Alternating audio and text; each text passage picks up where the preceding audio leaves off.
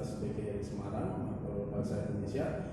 Pada hari ini Selasa 17 November 2020 saya akan melaksanakan uji kinerja di SMK Negeri 5 Semarang.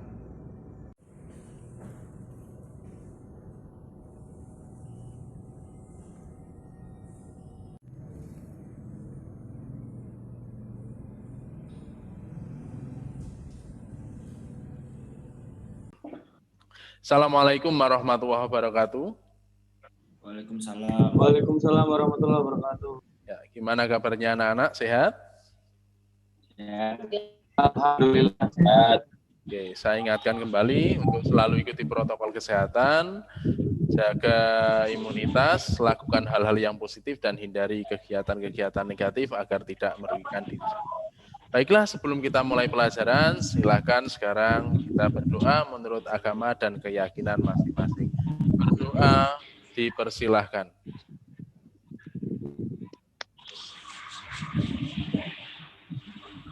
Berdoa selesai.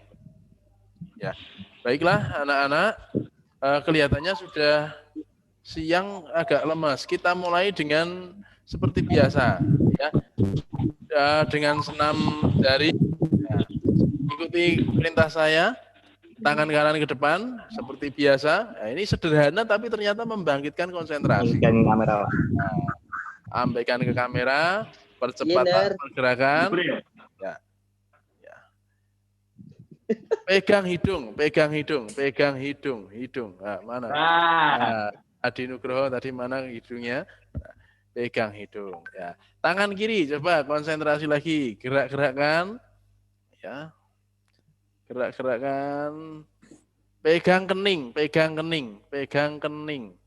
Kening mana kening? Pegang kening. Itu batuk. Nah, tangannya kok di mana? Kok tidak di kening itu? Nah, merambat munggah. Ya. Oke, ya sudah. Ya, itu senam sederhana, tapi ternyata kita sering tertipu dengan tatapan dengan pandangan. Padahal perintahnya adalah dengarkan apa-apa. Baiklah, anak-anak, sebelum dimulai saya akan mengecek kehadiran. Ras, jalan ya, Ras. Abi Ahmad ada? Hadir, Pak, hadir. Ahmad Adi? Hadir, Pak. Hadir. Ahmad Priyo? Enggak ada. Aldi Slamet? Ada. Alia Ramadhani? Saya, Pak. Anastasia? Armanda Vioka? Enggak ada. Sela? Bayu Brastio? Bayu ada, Pak. Dana Radi? Hadir. Elva Kurnia? Hadir. Hadir. Faza Tegar? Enggak Viku Ahnaf? ada. Hadir, Pak. Elsa?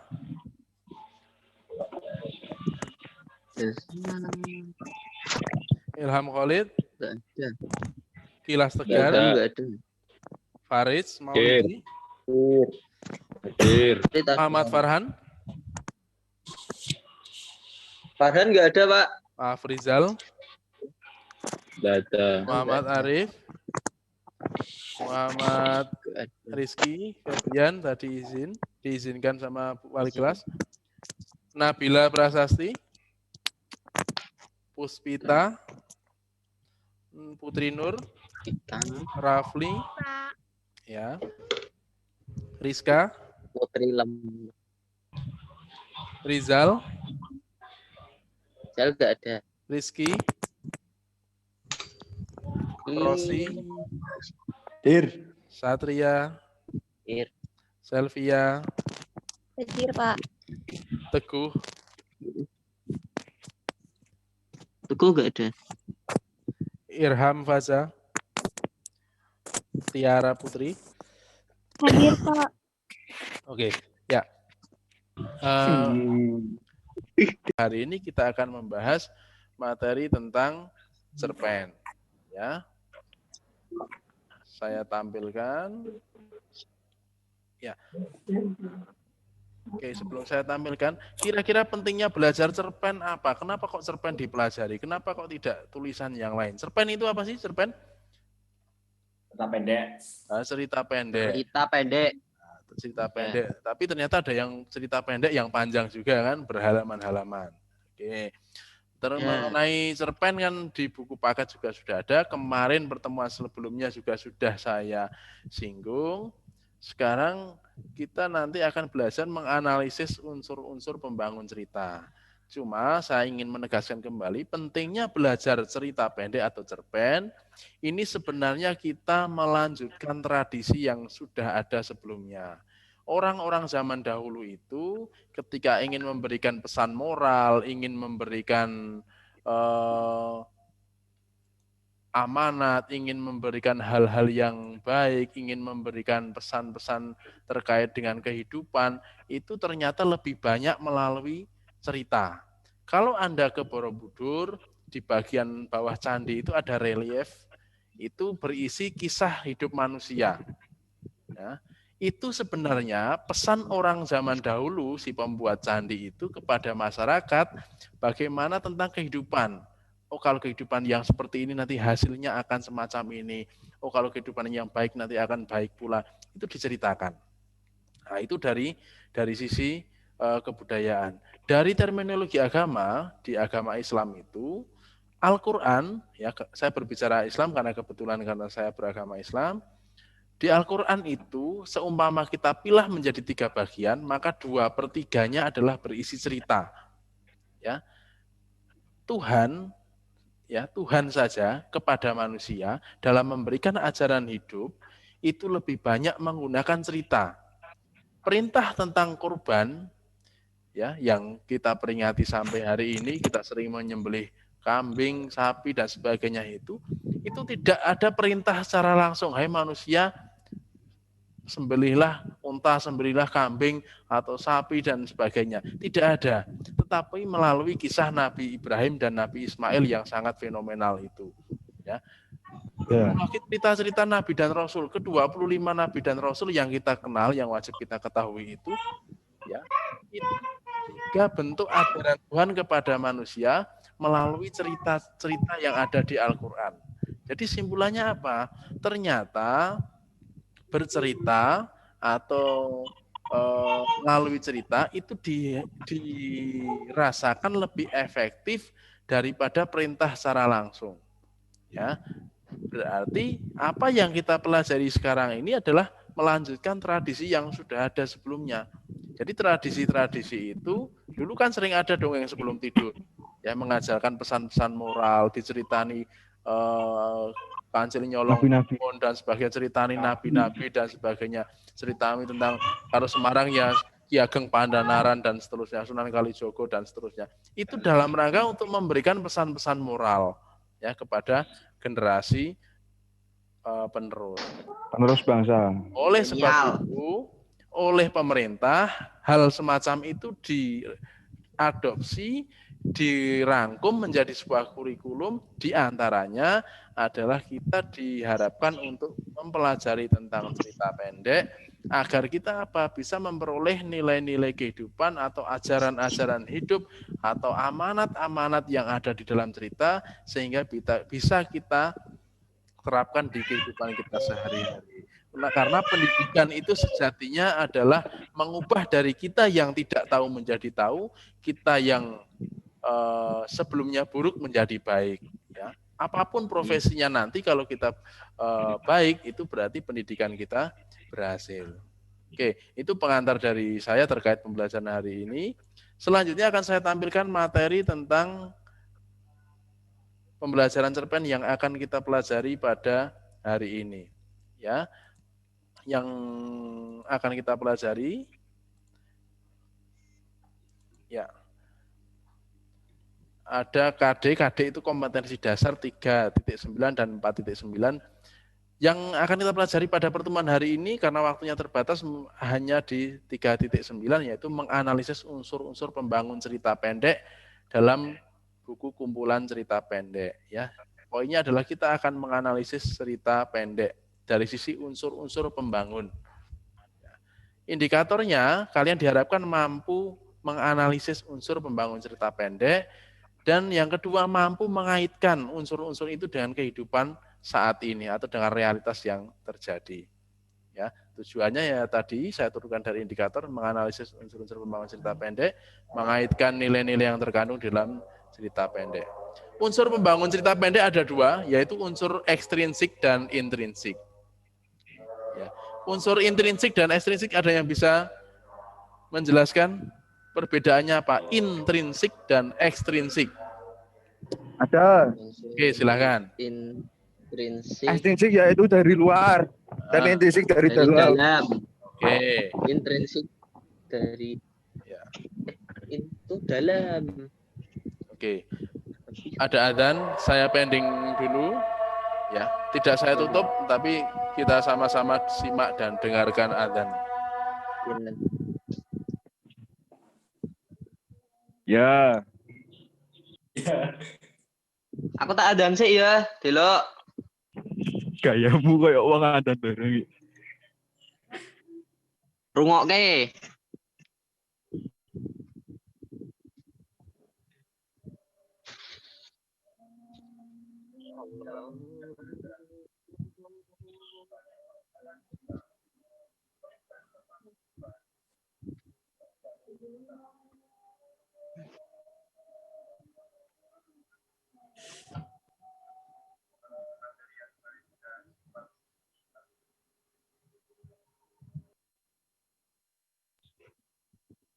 Rosi. Mita. Ros. Apa? Ros, aku tau ndek jajan enak lho.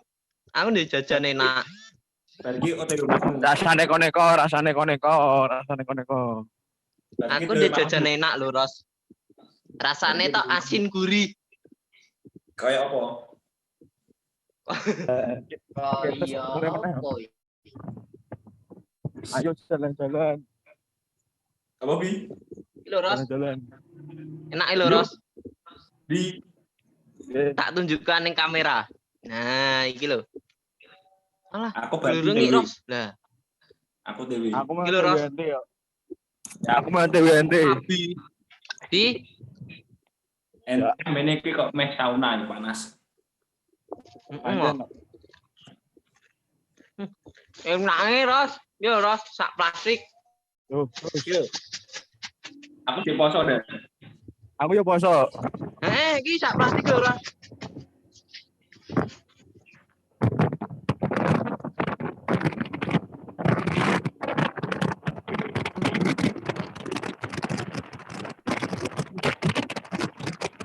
Iya. SMR. Masa SMR dulu. Pak Heri gak sarapan kok, Ros? Ayo kowe aja ASMR. Oh, cek. Pojok kiri atas jangan Aku tulisan ora ono record. mike, Ros. Tawak masjid wae piye, Ros? Yo kamu. Oh iya, Pak Heri gak sarapan kok, Ros, ben sik.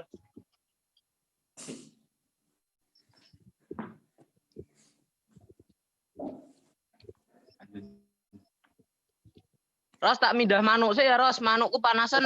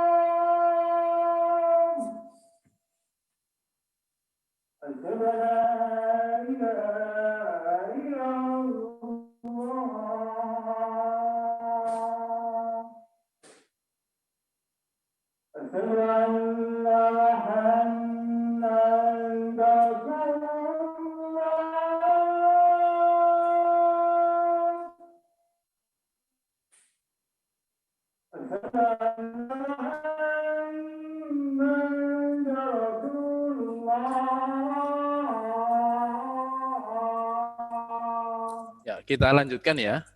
Ya, yang tadi ada yang masih ada suara adzannya di situ di mute dulu, di mute, jadi biar tidak masuk sini. Oke. Saya lanjutkan.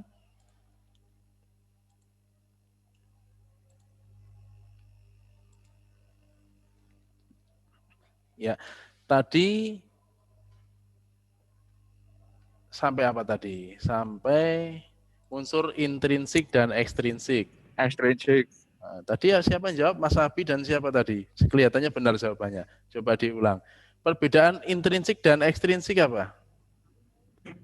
Unsur yang terdapat dari luar dan terdapat dari dalam. Pengaruh dari dalam dan luar. Unsur yang membangun, ya. Intrinsik dan ekstrinsik bedanya apa? Unsur intrinsik itu membangun dari dalam, kalau ekstrinsik dari luar. Bisa dengar suara saya ya? Halo? Bisa. Oke. Saya analogikan begini. Kalau kita membangun rumah, ya, kita mendirikan sebuah rumah yang disebut unsur intrinsik, itu ya ada batu, ada pasir, ada semen, ada besi, ada kayu. Itu namanya intrinsik. Ya unsur bangunan ya itu, unsur rumah itu ada batu untuk pondasi, ada semen untuk perekatan, ada batu bata, ada besi untuk kerangkanya, ada semen, ada pasir untuk lepo dan sebagainya. Itu namanya unsur intrinsik, unsur yang membangun dari dalam, ya. Ya rumah itu bangunannya ya itu, begitu. Ya ada kayunya, kan tidak mungkin semuanya batu, nempel kene piye, ya. Membuat rumah tidak cukup semuanya semen, ya. Pasti ada butuh kerikil, ada butuh apa namanya batu bata, pasir dan sebagainya. Itu namanya unsur intrinsik, ya. Unsur-unsur yang ada dari dalam bangunan itu sendiri. Terus kemudian ada unsur ekstrinsik. Ya, unsur ekstrinsik, X itu luar. Unsur ekstrinsik itu unsur yang membangun dari luar. Orang kok mendirikan rumah itu unsur ekstrinsiknya apa? Kalau intrinsiknya tadi jelas batu, batu bata, pasir dan sebagainya. Unsur ekstrinsiknya bisa jadi desakan kebutuhan karena orang harus punya tempat tinggal. Unsur ekstrinsiknya lagi karena gengsi. Wah, mosok koncone nggih omah aku urung iso nggih omah. Nah, itu unsur ekstrinsik. Ada karena sering dibully, wah orang di rumah, sing ngontrak dan sebagainya. Kemudian dia semangat untuk membangun rumah. Nah itu namanya unsur ekstrinsik. Bukan dari sisi bangunannya, tapi di luar bangunan itu. Sama, cerpen itu juga begitu. Karya sastra, baik cerpen maupun yang lain, ada unsur intrinsik, ada unsur ekstrinsik. Nah, yang akan kita pelajari keduanya, sekarang kita mulai dari unsur intrinsik. Ada 6. Tokoh dan penokohan, alur, latar, dan seterusnya itu. Kita mulai satu persatu. Ya, tokoh dan penokohan. Ya, cerita itu pasti ada tokohnya. Tidak mungkin cerita ke orang tokoh. Siapa mau ceritanya siapa mau? Enggak tahu, enggak ada yang orangnya, enggak ada hewan atau apa. Enggak mungkin. Ya, pasti ada tokohnya. Maka disebut unsur intrinsik. Dalam cerita pasti ada tokohnya. Tokoh itu pelaku cerita. Ya, cerita apapun. Masuk film kok orang ono tokoe mau gambar kosong no, ya. Pemandangan tok terus tidak ada orang, tidak ada hewannya, tidak ada dinosaurus, ora ono semut, ora ono. Nah, itu menjadi tidak menarik karena bukan cerita. Karena cerita itu pasti ada tokohnya. Entah tokoh itu asli maupun imajiner. Suasana. Kemudian ada yang disebut dengan penokohan. Penokohan itu bukan watak tokoh, ini orang sering salah, ya. Yang dimaksud penokohan itu bukan watak tokohnya, tapi cara pengarang menampilkan watak tokoh. Ya. Nah, tokoh itu ada beberapa jenis, ada tokoh utama, ada tokoh bawahan, ada tokoh tambahan. Nah, itu macam-macam tokoh. Ya. Kemudian penokohan, cara pengarang itu ada 2. Pengarang itu bisa menampilkan watak tokoh secara langsung atau secara tidak langsung. Nek langsung jenenge analitik, ya.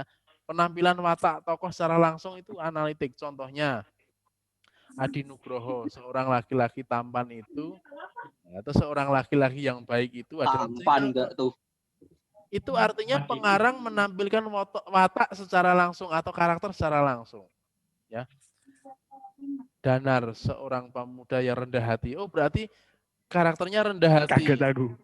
Ya, Ngeri. itu berarti pengarang menggunakan metode analitik atau langsung. Menggunakan metode analitik atau langsung menuliskan watak tokohnya. Berikutnya ada cara tidak langsung, yaitu metode dramatik. Bisa melalui penamaan tokoh. Nek di cerita, kalau di dalam cerita, tokoh kok namanya Muhammad atau Ahmad, itu karakternya harus mendekati Ustadz. Itu Ali, Ya. Abi, ya, Pak. nah, Abi dan sebagainya begitu. Itu jenengku Meskipun terus. ya, perhatikan, meskipun di dunia nyata belum tentu. Tapi dalam dunia imajiner, di Realitanya. dalam dunia karangan, fiksi, itu harus begitu. Karena untuk membantu merumuskan watak tokoh. Masuk konten nih. Kemudian gambaran fisik. Gambaran fisik itu kalau orangnya tinggi besar, berotot, tatoan, tindian, dan sebagainya. Itu watak tokohnya itu keras. Watak tokohnya garang. Meskipun di dunia nyata, di realita, ada yang ya agak sedikit mendekati ke perempuan itu agak banci gitu ya. Jadi agak transseksual begitu. Jadi kelihatannya garang, tubuhnya kekar, berotot, tatoan, tapi ternyata kalau jalan melambai ya, ternyata nada bicaranya seperti perempuan. Kan ada di dunia nyata, tapi di dunia rekaan tidak boleh ya. Terus kemudian penggambaran watak tokoh melalui cakapan, melalui dialog. Pengarang tidak langsung menyebutkan tokohnya baik, buruk, atau jahat, tapi melalui percakapan atau dialognya. Melalui gambaran pikiran tokoh, melalui arus kesadaran, melalui perasaan, melalui perbuatan, melalui sikap, melalui pandangan terhadap tokoh lain atau tokoh tertentu. Itu kemudian kita tahu watak tokohnya. Jadi tidak selalu pengarang itu merumuskan watak tokoh secara langsung. Oke. Kemudian sekarang yang akan ditanyakan apa dari tokoh? Mungkin pernah mendengar istilah-istilah tentang tokoh, kok di sini tidak disampaikan. Protagonis dan protagonis, Pak. Oke, ya sebentar. Ya tuh. Protagonis. Lu ngomong apa nih? Perbedaan tokoh antagonis dan apa, Mas? Protagonis. Oh, protagonis. Protagonis. Ya, protagonis. Ada yang bisa bantu jawab? Protagonis dan bilang. Dia mat. Halo. Bisa dengar suara saya? Antagonis jahat kayak Abi. Antagonis jahat. Antagonis jahat. Ngalah. Mau nganu nih di Bi, Pak nganu nih di mau. Halo, bisa dengar? Alhamdulillah konten.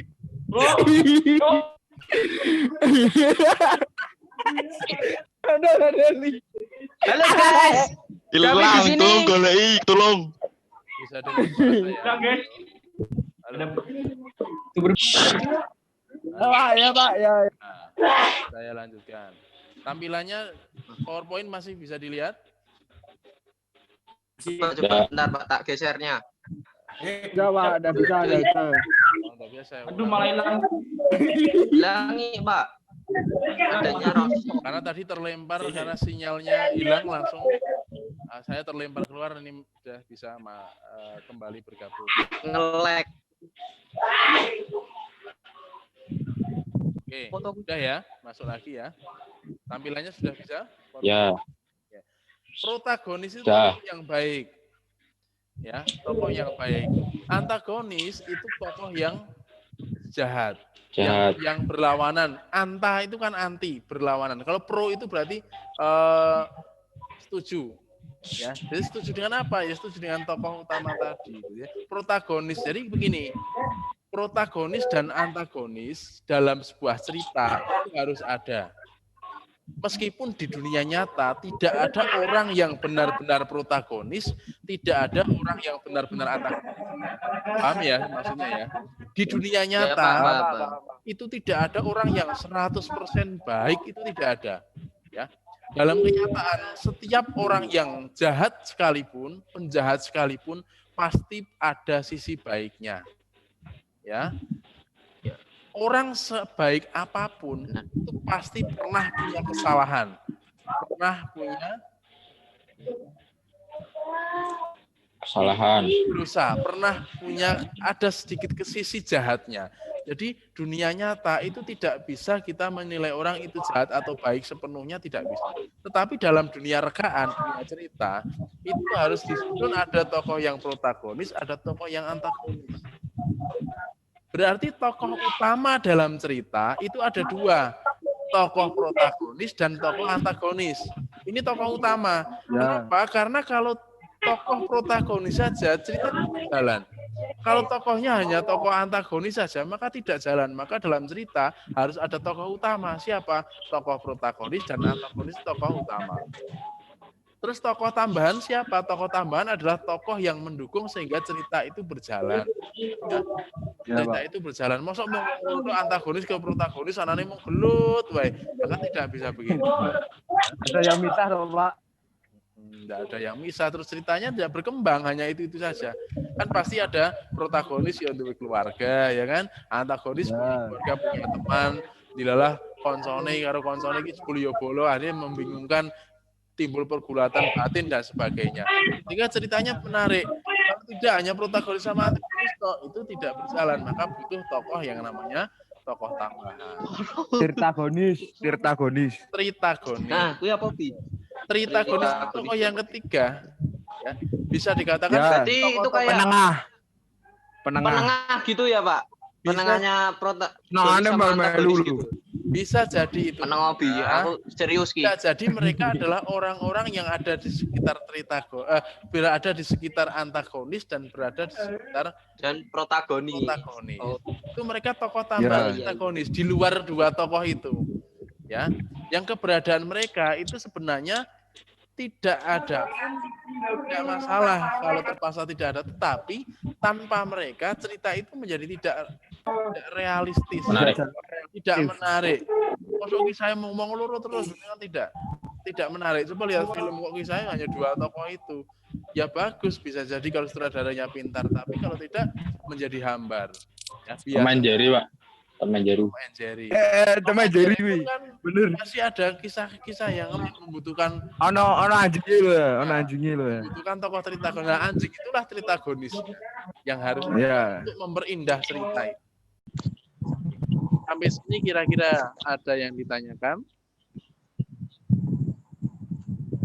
Tidak ada, Pak. Oke, kalau tidak ada, setelah ini untuk mengetahui sejauh mana kemampuan kalian memahami atau menyerap informasi ini, kalian akan saya tugasi untuk menganalisis cerpen. Nanti cerpennya saya bagikan. Ya, bentuk analisisnya bagaimana? Ini saya bukakan. Ya, ada lembar kerjanya yang kalian nanti tinggal mengisikan di sana. Nanti ya, kalian akan menganalisis ini unsur-unsur yang ada dalam cerita pendek, ada alur dan sebagainya ini. Kemudian kamu tuliskan, nah ini kebalik, harusnya ini yang keterangan.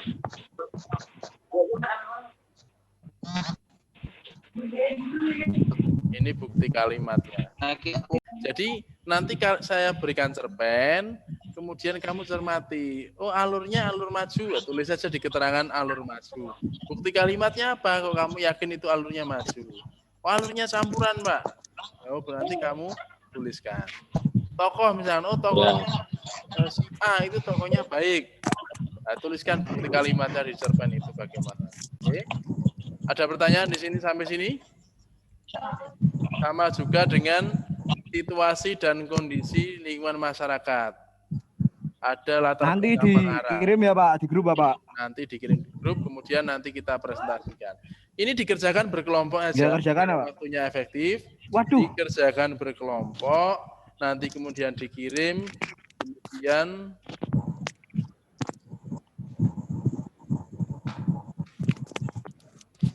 ada pertanyaan sampai sini?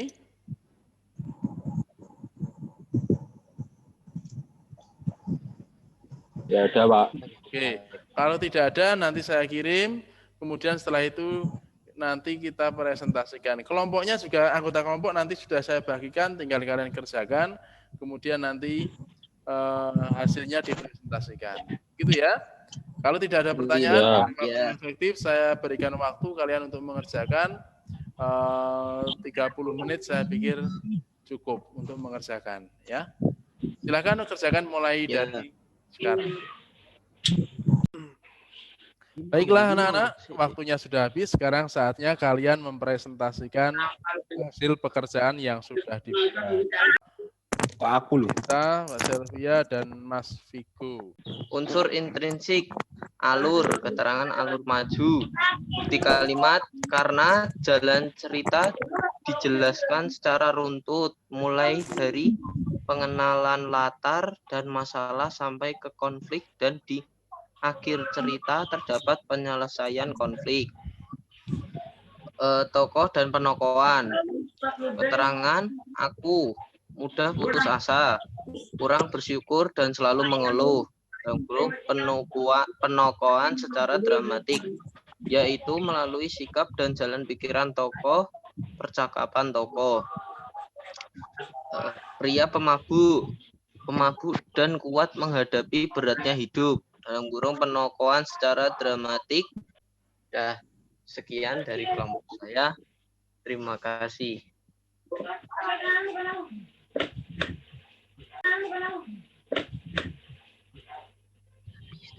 Oke, Ya. tadi sudah ditampilkan dari kelompoknya Mas Vigo dan kawan-kawan. Tadi yang belum sempat adalah atau yang belum terisi di kolom gaya bahasa ya. Gaya bahasa itu apa? Gaya bahasa itu majas. Ya, nanti bisa dilengkapi kelompok lain yang belum masuk untuk bisa melengkapi. Kira-kira ada yang perlu ditanyakan? Ada yang kurang lagi enggak? Tugasnya tadi menganalisis nilai-nilai unsur-unsur membangun, kemudian mengaitkan antara nilai-nilai kehidupan dengan realitas saat ini. Tadi ada berapa nilai kehidupan? 3 ya, kalau tidak salah yang disampaikan. Coba saya tampilkan lagi. Ada nilai kehidupan yang diajarkan dalam cerpen ini. Ada nilai moral, nilai perjuangan, dan nilai kemanusiaan. Kira-kira nilai moral untuk kehidupan saat ini, ketika Anda membuat cerpen atau membuat cerita, itu kira-kira masih pentingkah menyelipkan nilai-nilai moral dalam cerita? Penting apa tidak kira-kira? Penting, Pak. Penting. Ya, seumpama Menurut begini. saya penting. Oke, kelompok tadi yang pertama sudah, nanti akan dilanjutkan dengan kelompok berikutnya. Oke, baiklah anak-anak, tadi presentasi dari teman-teman kalian, dari kalian sudah bagus, tanggapannya juga bagus. Jadi kurang lebih begitu, pentingnya kita menganalisis unsur-unsur pembangunan cerpen, baik intrinsik maupun ekstrinsik, dan juga kita mengetahui nilai-nilai kehidupan, kita dapat mengaitkannya dengan kehidupan kita saat ini. Kira-kira sampai sini ada yang ditanyakan? Tidak ada. Tidak ada. Baiklah, kalau tidak ada, kira-kira pembelajaran hari ini ada kekurangan, mungkin saya penyampaiannya terlalu cepat atau materinya terlalu banyak atau terlalu sulit. Udah pas, enak. Atau kira-kira cukup. Ya, Pak. Ya, baiklah, kalau memang kira-kira sudah tidak ada yang ditanyakan dan pembelajaran hari ini kalian merasa cukup, tidak ada hal-hal yang menjadi kendala, akan saya tutup pembelajaran hari ini. Semoga apa yang sudah kita pelajari di hari ini bermanfaat dan bisa menjadikan kita menjadi manusia yang lebih baik lagi untuk kedepannya. Baiklah, saya tutup. Sebelum saya tutup, saya ingatkan lagi untuk selalu menjaga kesehatan, ikuti protokol kesehatan, jaga imunitas dan lakukan hal-hal yang positif. Baiklah, sebelum acara saya tutup, karena kita buka dengan doa, mari kita tutup dengan doa pula. Amin. Doa menurut agama dan keyakinan masing-masing dimulai. Amin. Berdoa selesai. Demikian dapat saya sampaikan. Terima kasih atas kehadirannya. Selamat siang. Assalamualaikum warahmatullahi wabarakatuh. Waalaikumsalam warahmatullahi wabarakatuh.